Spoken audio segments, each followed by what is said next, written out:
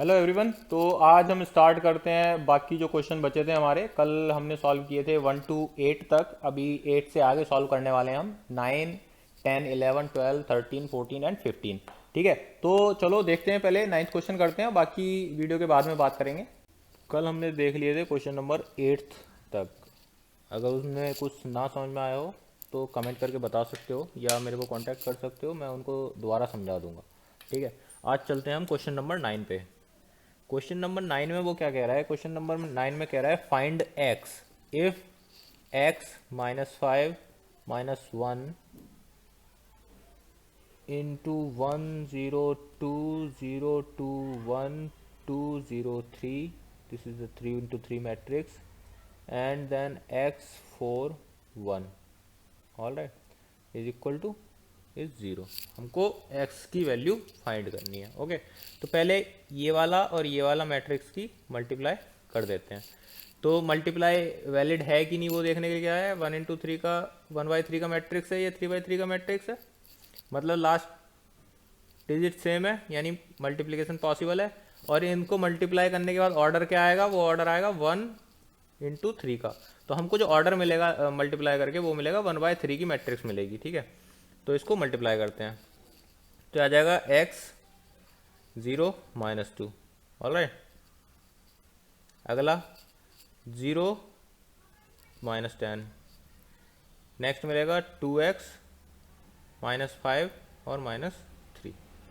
All right, ये हमको मिला 1/3 की मैट्रिक्स मिल गई, 1/3 की मैट्रिक्स मिल गई। अभी है x4 1। ठीक है, अभी इसकी मल्टीप्लाई करेंगे तो ये इसका इसका वो क्या है ऑर्डर? वो है 3 into 1 का। तो 3 into 3 मल्टीप्लाई पॉसिबल है, ऑर्डर क्या मिलेगा फाइनल? 1 into 1 की मैट्रिक्स मिलेगी हमको। मल्टीप्लाई करते हैं, x² + 2x -40 + 2x -5 and -3 is equal to क्या आएगा? इज इक्वल टू आएगा 0। ऑलराइट, अभी क्या करते हैं हम? अभी एक बार चेक कर लेता हूँ इसको मैं। x -5 -1 1 0 2 0 2 1 2 0 3 x4 1, इसकी मल्टीप्लाई की हमने तो आ जाएगा x -2। तो ये आएगा x माइनस आएगा ना यहाँ पे, क्योंकि हम इसकी मल्टीप्लाई कर रहे हैं। तो x² -2x आएगा, उसके बाद -40 आएगा, उसके बाद 2x -5 -3 आएगा। अभी क्या करते हैं? अभी इसको सॉल्व कर लेते हैं। इक्वलिटी का थ्योरम लगा के दोनों एलिमेंट्स को इक्वल रख देते हैं। तो ये -2x और ये +2x कैंसिल कर दे हो जाएगा। तो ये बचेगा x² -48 is equal to 0। Okay, x² is equal to 48 and then further we will solve it, then it will become x is equal to plus minus इसको अगर हम अंडर रूट करेंगे 48 का, तो हमको 48 का अंडर रूट मिलेगा 4√3। ऑलराइट, 4 चौक 16 और 48। ठीक है, तो हो गया हमारा आंसर। ओके, 9th क्वेश्चन बहुत सिंपल था। अभी हम चलते हैं 10th क्वेश्चन की तरफ। 10th क्वेश्चन देखने में बड़ा लग रहा है, बट जितना बड़ा क्वेश्चन होता है उसका सॉल्यूशन उतना ही इजी होता है। The bigger the question the shorter the solution, ये मेरी थ्योरम है। ठीक है, चलो क्वेश्चन नंबर 10। क्वेश्चन नंबर 10 में वो कह रहा है a manufacturer products 3 product manufacturer produce 3 products X, Y and Z which he sells in 2 markets. Annual sales are indicated below. Market 1, market 2, product 10,000, 2,000, 18,000, 6,000, 20,000, 8,000। जो उसने मार्केट 1 में प्रोडक्ट की सेल की, वो मतलब जो प्रोडक्ट प्रोड्यूस किए वो 10,000, 2,000, 18,000 थे मार्केट 1 के लिए। सेकंड मार्केट के लिए थे 6,000, 20,000, 18,000। ओके, यहाँ तक क्वेश्चन समझ में आ गया। अभी वो कह रहा है पार्ट ए में कि if unit sale price of x, y and z are 2.50, 1.5 एंड 1 rupee respectively, find the total revenue in each market with the help of matrix algebra. ठीक है, अगर इसको वो कहता है कि नॉर्मली सॉल्व करके बताओ, तो जो हमारे प्रोडक्ट्स थे जो उसने प्रोड्यूस किए थे 10,000 प्रोडक्ट जो उसने प्रोड्यूस किए थे, उसकी हम मल्टीप्लाई कर देते 2.5 से, तो हमको उसकी प्राइस मिल जाता। ऐसे ही करते नॉर्मली, बट ये कह रहा है कि मैट्रिक्स के फॉर्म में करना है हमको। ठीक है, तो सबसे पहले क्या करते हैं, हम सबसे पहले मैट्रिक्स फॉर्म करते हैं। मैट्रिक्स फॉर्म करने के लिए क्या तरीका है इसका? मैट्रिक्स फॉर्म करने के लिए सबसे बेस्ट तरीका है कि सबसे पहले जो उसने मार्केट 1 और 2 में प्रोडक्ट बनाए हैं, पहले उनकी मैट्रिक्स बना ली जाए। लेट्स से जो इसने ये मार्केट 1 और 2 और प्रोडक्ट दे रखा है वो मैट्रिक्स ए है हमारी। तो according to question matrix A क्या हो जाएगी हमारी? मार्कर को क्या हो गया, 10,000, 2,000 एंड 18,000, राइट। नीचे आ जाएगा सेकंड प्रोडक्ट 6,000, 20,000 एंड 8,000, राइट। ये हो गया हमारी मैट्रिक्स। इसमें ये एक्स प्रोडक्ट्स हैं, ये वाई प्रोडक्ट्स हैं और ये जेड प्रोडक्ट्स हैं। ये मार्केट 1 है, ये मार्केट 2 है।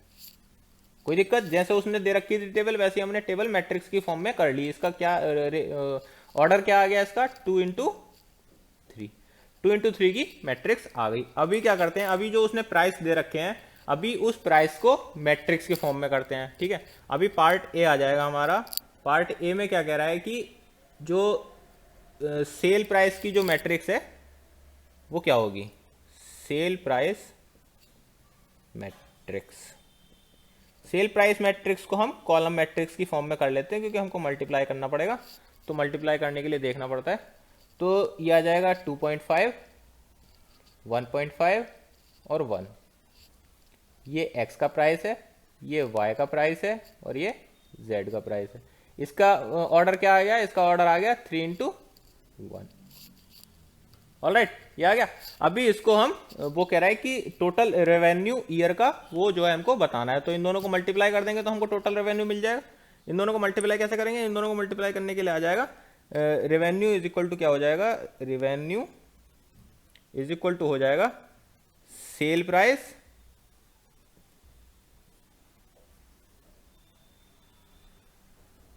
रेवेन्यू हो जाएगा नंबर ऑफ प्रोडक्ट्स, और ऐसे लिख सकते हैं इसको। रेवेन्यू क्या हो जाएगा? रेवेन्यू हो जाएगा प्रोडक्ट मैट्रिक्स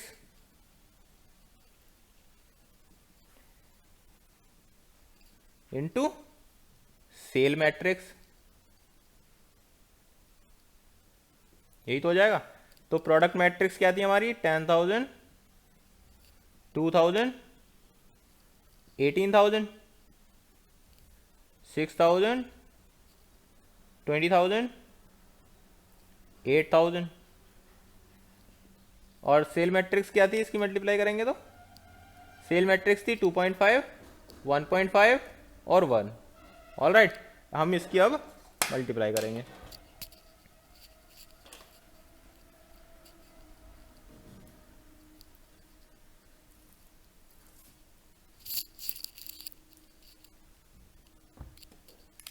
तो इसकी मल्टीप्लाई करेंगे तो आ जाएगा, ऊपर वाली रो आएगी सबसे पहले, ऊपर वाली रो की मल्टीप्लाई करेंगे तो आएगा, हमको मिलेगा 25,000, 2.5 इंटू 10,000, 25,000। नेक्स्ट कितना हो जाएगा? ये हो जाएगा 3,000, ये हो गया 3,000। नेक्स्ट मिलेगा हमको 18,000। ऑलराइट, अभी ये कॉलम की सेकंड रो से मल्टीप्लाई करेंगे तो इसमें मिल जाएगा हमको 15 और 3 0, 15,000।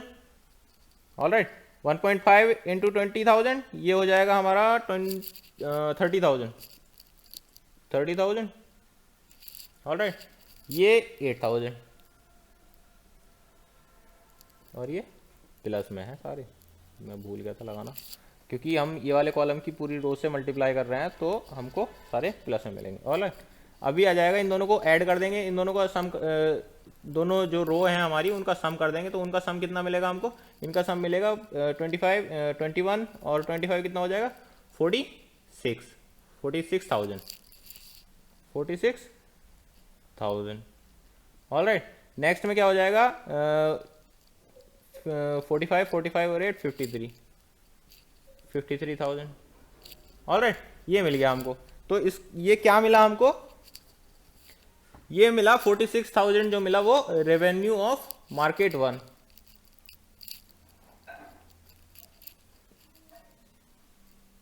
रेवेन्यू ऑफ मार्केट 1, ये मिला रेवेन्यू ऑफ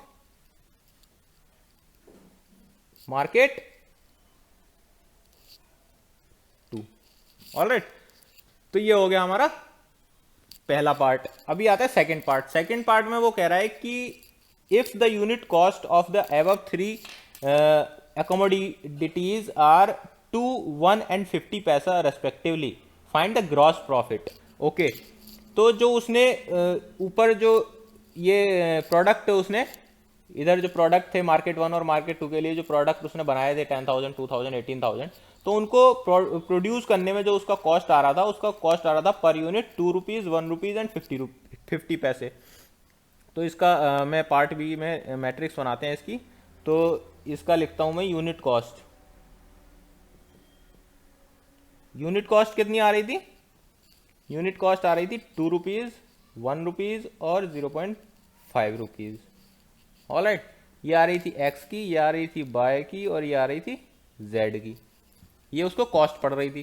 तो टोटल उसने कितना उसमें इन्वेस्ट किया था, टोटल इन्वेस्ट करने के लिए हम इसको मल्टीप्लाई कर देंगे। टोटल इन्वेस्ट हमको मिल जाएगा अगर हम मल्टीप्लाई कर देंगे प्रोडक्ट मैट्रिक्स की और यूनिट कॉस्ट मैट्रिक्स की।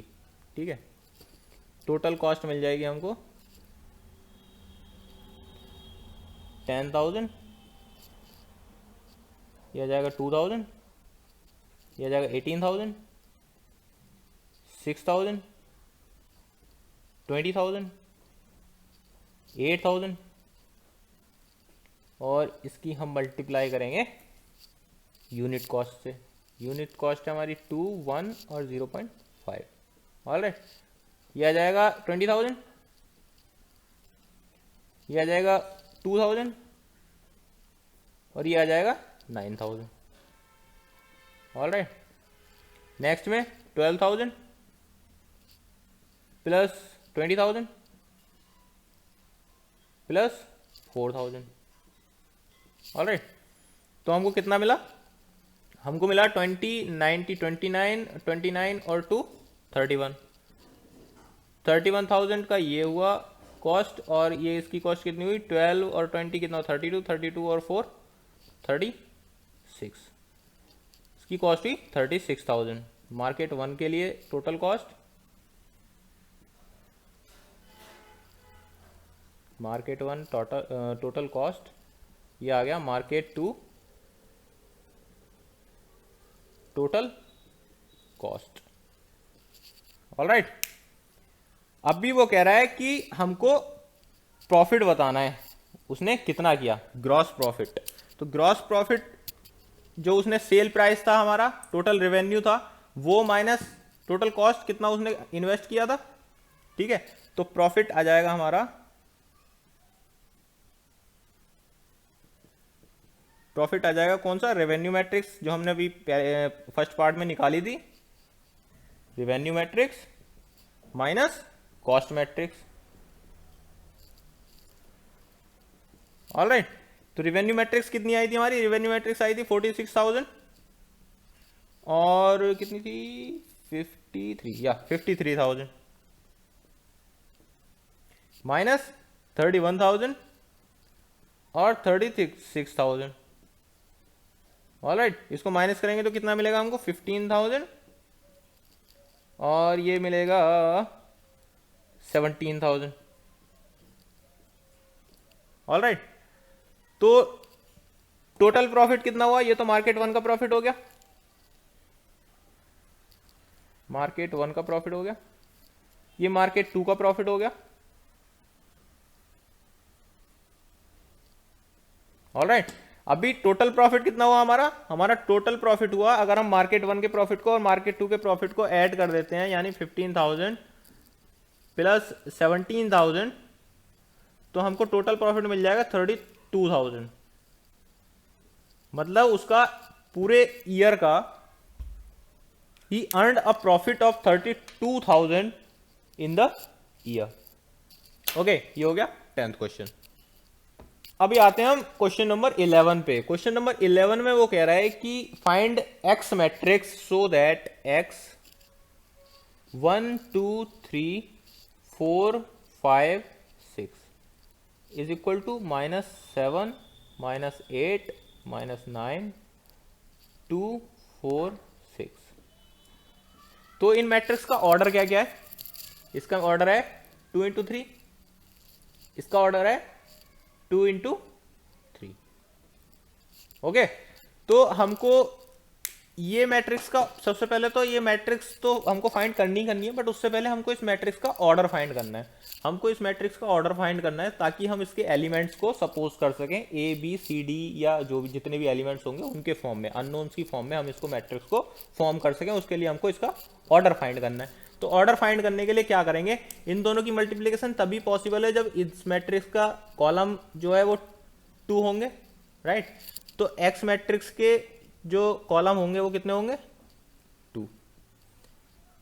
एक्स मैट्रिक्स के कॉलम 2 होंगे तभी ना मल्टीप्लिकेशन पॉसिबल है, ठीक है।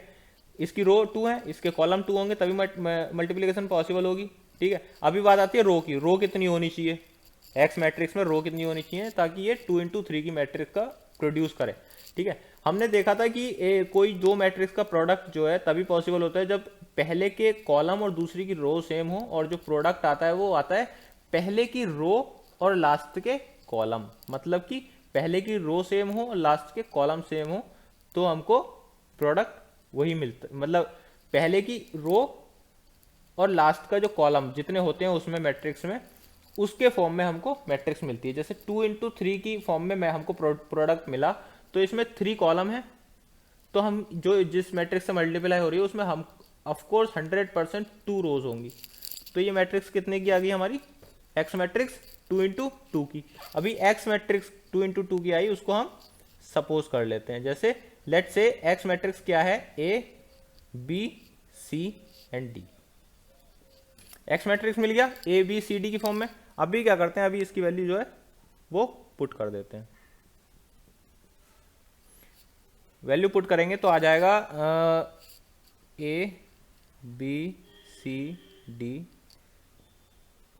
इसकी मल्टीप्लाई करेंगे 1 2 3 4 5 6 से, और इज इक्वल टू में है -7 -8 -9 2 4 6। ऑल राइट, तो पहले LHS सॉल्व करते हैं।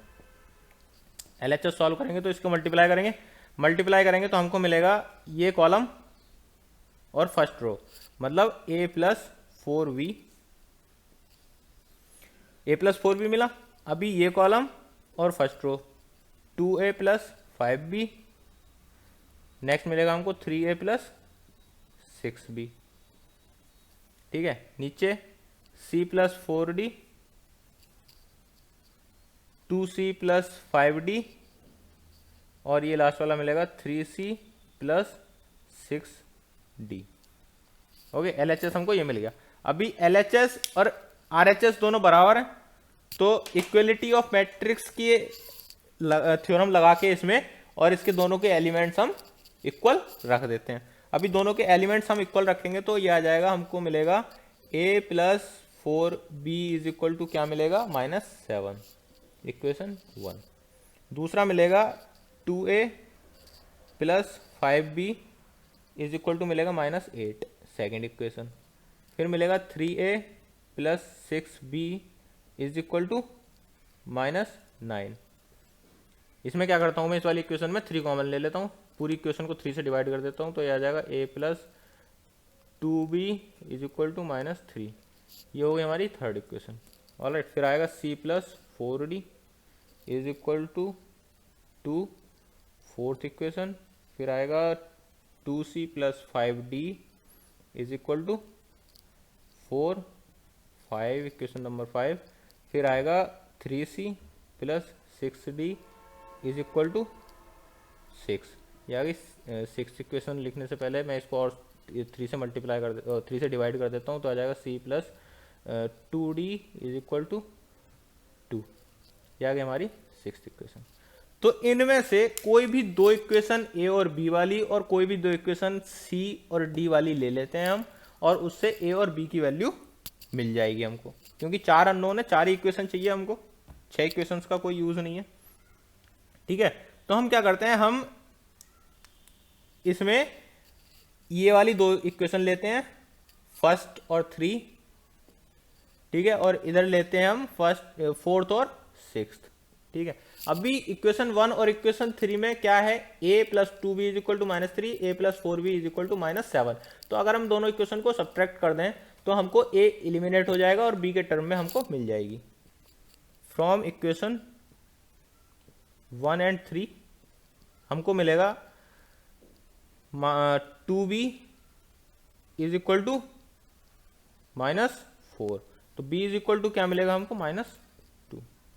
Alright, b is equal to -2 मिल गया। अभी b इज इक्वल टू -2 हम इक्वेशन नंबर 1 में रख देते हैं। इक्वेशन नंबर 1 में रखेंगे तो आ जाएगा a minus 8b a minus 8 is equal to -7।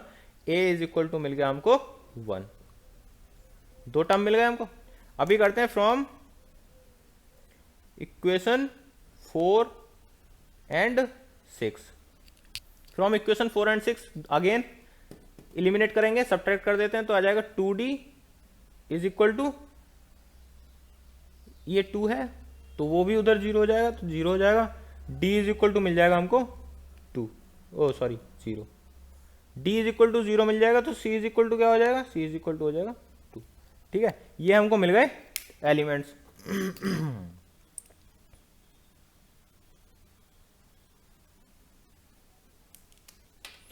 तो हम मैट्रिक्स फॉर्म करते हैं जैसे हमने सपोज की थी। तो पहला एलिमेंट क्या था, a -2 c2 और d 0। तो हमको x मैट्रिक्स जो मिली वो मिली 1 -2 2 0। ठीक है, 2 × 2 की मैट्रिक्स मिली। ये हो गया हमारा सॉल्यूशन। अभी आता है क्वेश्चन नंबर 12। क्वेश्चन नंबर 12 में वो कह रहा है कि if a and b are square matrix of the same order such that ab is equal to ba, ये गिवन है। Alright, prove that by induction abn ab की power n is equal to b की power n a, ये हमको proof करना है, to proof. ठीक है, उसके बाद further prove that, okay further proof वाला हम बाद में करेंगे, पहले इसको कर लेते हैं। तो हमारे पास pn क्या है, pn है हमारे पास a b की power n is equal to bn a। Alright, तो हम पहले लेते हैं n is equal to 1। n is equal to 1 लेंगे तो p1 हो जाएगा, p1 रखेंगे इसमें तो ab is equal to ba आ जाएगा।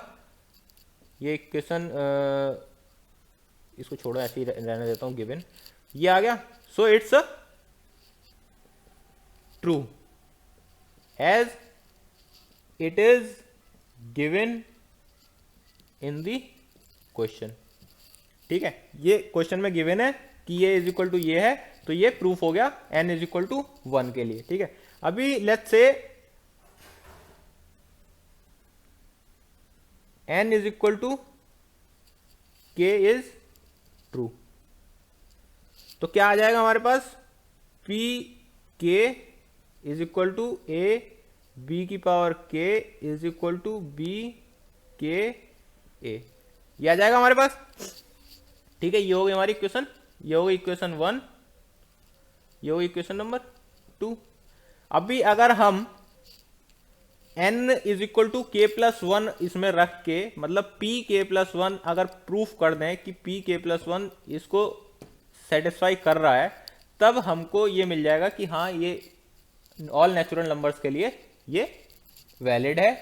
ठीक है, तो हम क्या करते हैं, अभी p k प्लस 1 रखते हैं। p k प्लस 1 रखेंगे तो ये आ जाएगा a b k plus 1। Alright, हमको ये is equal to b k plus 1 a proof करना है। ठीक है, ये हमको प्रूव करना है, टू बी प्रूव। अगर हमने ये प्रूव कर दिया तो इसका मतलब ये हो जाएगा कि ये सारी वैल्यूज के लिए वैलिड है। ठीक है, तो हमको इसको LHS को करते हैं सॉल्व।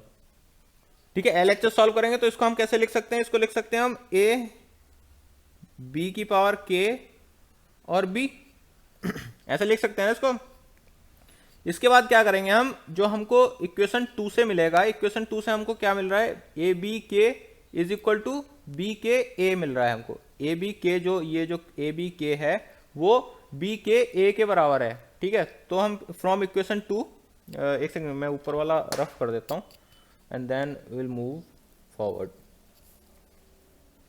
यहाँ तक हटा देता हूँ मैं, ये लिख देता हूँ दोबारा, v की पावर के ए। ठीक है, ये आ गया। अभी इज इक्वल टू में क्या आ जाएगा, इसकी जगह हम क्या रख सकते हैं, ये रख सकते हैं फ्रॉम इक्वेशन 2, तो आ जाएगा b की पावर के a b from equation 2, as it is given that a b k is equal to b k a, ये दे रखा था। ऑलराइट, अभी क्या करते हैं, अभी इक्वेशन 1 में क्या दे रखा था, A B is equal to B A दे रखा था, तो ए बी की जगह हम बी ए रख सकते हैं, तो बी के बी ए, ये भी गिवन था A B is equal to B ए।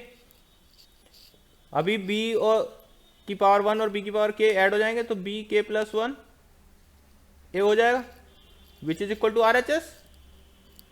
यही हमको चाहिए था कि अगर ये आ गया, इसको सॉल्व करके ये आ गया तो ये प्रूव हो जाएगा कि हाँ ये n की सारे n belongs to all natural numbers, n की सारी वैल्यूज के लिए ये वैलिड रहेगा। ठीक है, ये आ गया।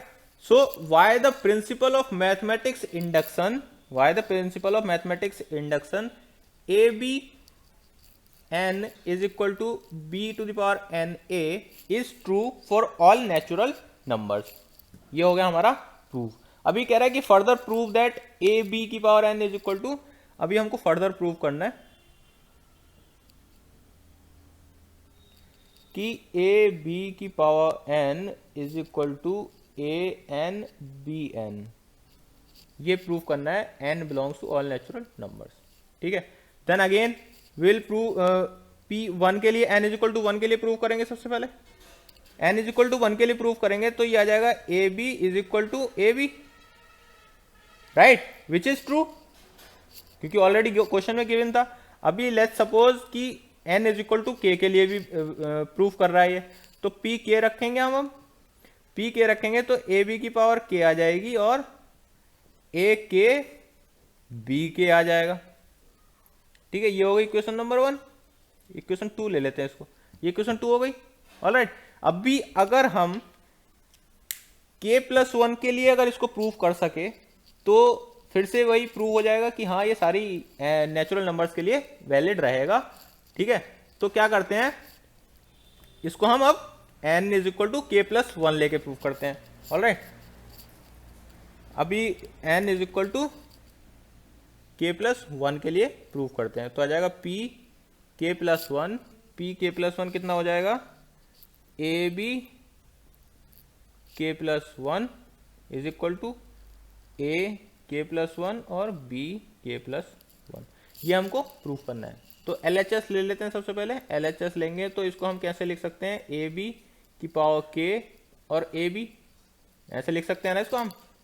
ठीक है, तो हमने इसको ऐसे लिख दिया। अभी क्या करते हैं, ए बी जो है वो बी ए के बराबर है। ठीक है, ए बी बी ए के बराबर है, बट उससे पहले क्या करते हैं, उससे पहले इसको अंदर ले लेते हैं, तो ये आ जाएगा ए टू द पावर के बी टू द पावर के ए बी, ये आ गया। ऑलराइट, अभी इसके बाद क्या करते हैं हम, इसके बाद करते हैं जो ये दे रखा है बी टू द पावर के ए जो दे रखा है वो किसके बराबर दे रखा है, ये दे रखा है ये वाला, ये दे नहीं रखा है, मतलब हमने कैलकुलेट किया था पिछले पार्ट में, इसके ही पिछले पार्ट में कैलकुलेट किया था कि b to the power K a is equal to a to the power K, sorry a b to the power k, ये हमने प्रूफ किया था कि ये है वैलिड है।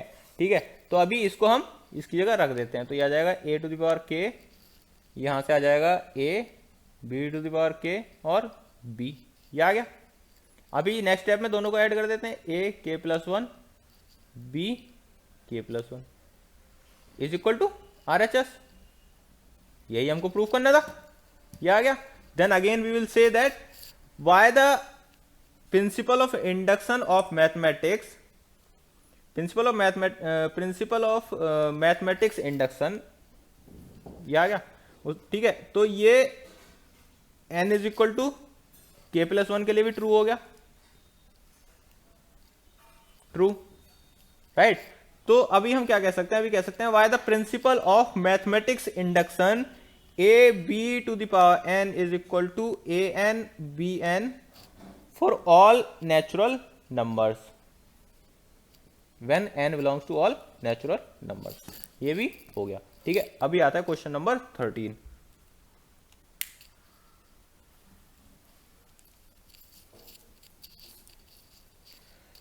क्वेश्चन नंबर 13 में वो कह रहा है कि ए मैट्रिक्स जो है वो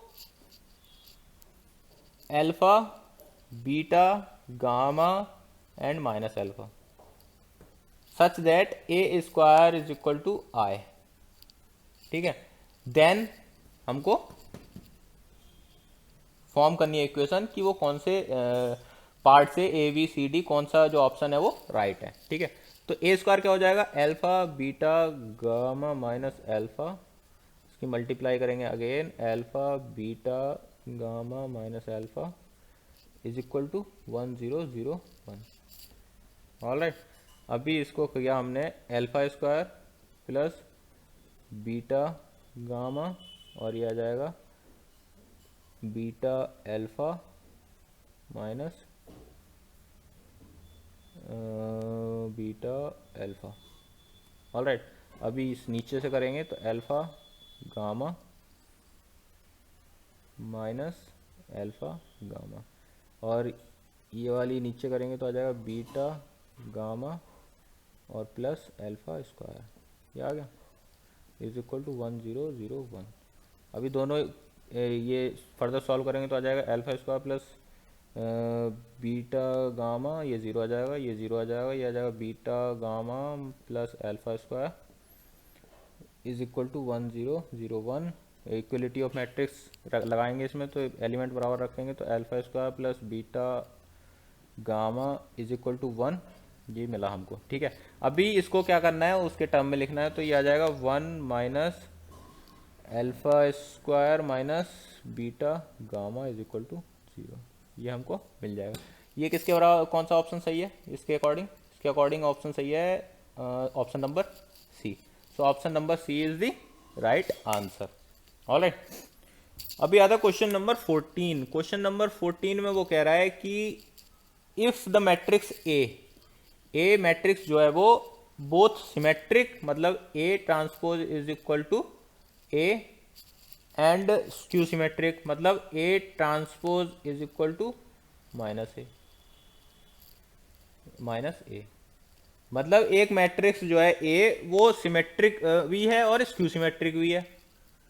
ठीक है, तो ये क्या आ जाएगा, A is equal to minus A, which is not possible, क्योंकि अगर कोई और मैट्रिक्स होती तो A is equal to minus A कभी पॉसिबल नहीं हो सकता था। तो क्या होगा इसका आंसर, एक जीरो मैट्रिक्स ही ऐसी है जो सिमेट्रिक भी हो सकती है और स्क्यू सिमेट्रिक भी हो सकती है, क्योंकि ना तो उस पर पॉजिटिव का साइन का इफेक्ट पड़ता है ना निगेटिव साइन का इफेक्ट पड़ता है। ठीक है, तो ये सिमेट्रिक भी है, कर लो चाहे तुम, और स्क्यू सिमेट्रिक भी है, चाहे तुम इसमें माइनस लगाओ चाहे मत लगाओ। ऑलराइट, तो जीरो मैट्रिक्स ही ऐसी है जो दोनों हो सकती है, तो इसका ऑप्शन कौन सा होगा, A is a zero matrix. Alright,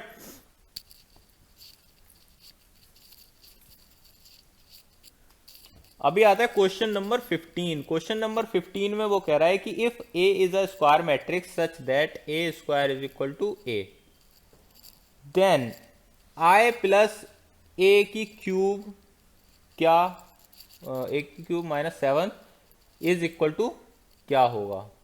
ठीक है, हमको ये बताना है कि ये जो इसको सॉल्व करके आएगा वो क्या आएगा अगर ए स्क्वायर इज इक्वल टू ए है। तो इसको सॉल्व करते हैं तो आ जाएगा आई क्यूब प्लस ए क्यूब प्लस 3 आई स्क्वायर ए प्लस 3i² माइनस 7a। ठीक है, क्यूब का हमने फॉर्मूला लगा दिया इसमें। आई क्यूब का कोई वो नहीं होता इफेक्ट, तो आई ही रहता है। ए क्यूब को कैसे लिख सकते हैं, a² लिख सकते हैं इसको, प्लस 3i² को अगर i² को i लिखेंगे और i और a की मल्टीप्लाई करेंगे तो 3a ही रहेगा, प्लस सेम इसमें a² है क्योंकि इसमें गिवन दे रखा है, तो 3ia हो जाएगा माइनस 7a। ठीक है, i प्लस a² है तो a रख दिया, a आ गया, प्लस 3a प्लस ये i इंटू a क्या हो जाएगा 3a माइनस 7a। ये अगेन a² हो जाएगा, a² का मतलब a हो जाएगा, i plus a plus 3a plus 3a minus 7a is equal to क्या हो जाएगा 3 3 6 7a, i plus 7a minus 7a, plus minus दोनों चले जाएंगे तो फाइनल हमको मिलेगा i। तो जो i प्लस a की होल क्यूब माइनस 7a था उसका जो आएगा सॉल्यूशन वो आएगा i matrix, identity matrix. Identity matrix option कौन सा है इसमें, सी, तो इसका आंसर होगा C. C answer is right. Alright, so guys ये था सॉल्यूशन। बाकी जो क्वेश्चंस बचे थे मिसलिनियस एक्सरसाइज के उसका, और आज हमने मिसलिनियस एक्सरसाइज कंप्लीट कर दी है। उसके साथ ही चैप्टर मैट्रिक्स भी कंप्लीट हो गया है हमारा सारा। मैंने तुमको एक्सप्लेन कर दिया है कि मैट्रिक्स क्या होता है, मैट्रिक्स के अंदर में क्या क्या आता है, types of matrix and all the theorems which includes matrix. And जो भी तुमको पूरे चैप्टर में डाउट हो, कोई भी क्वेश्चन में डाउट हो, कोई भी तुमको टॉपिक समझ में नहीं आया हो, तो यू कैन कॉन्टेक्ट मी और मैं तुमको दोबारा समझा दूंगा। बाकी तुम जो सारी वीडियोस हैं मैट्रिक्स की वो प्लेलिस्ट पे जाके चैनल की वो एक्सेस कर सकते हो, या फिर ऊपर इधर कहीं आ रहा होगा मैट्रिक्स का नोटेशन पूरे चैप्टर को एक्सेस करने का, उस पर क्लिक कर सकते हो और सारी एक्सरसाइज जो है वो पूरे क्वेश्चन वाइज सॉल्व हैं, तो उसमें जाके तुम ट्राई कर सकते हो। अगर कोई डाउट आता है, मैं अगेन तुमसे बोल रहा हूँ कि अगर कोई तुमको डाउट होता है तो you can contact me and I will help you. ठीक है, अगले वीडियो में हम नेक्स्ट चैप्टर स्टार्ट करेंगे। तब तक के लिए बाय बाय, मिलते हैं अगली वीडियो में, चाओ।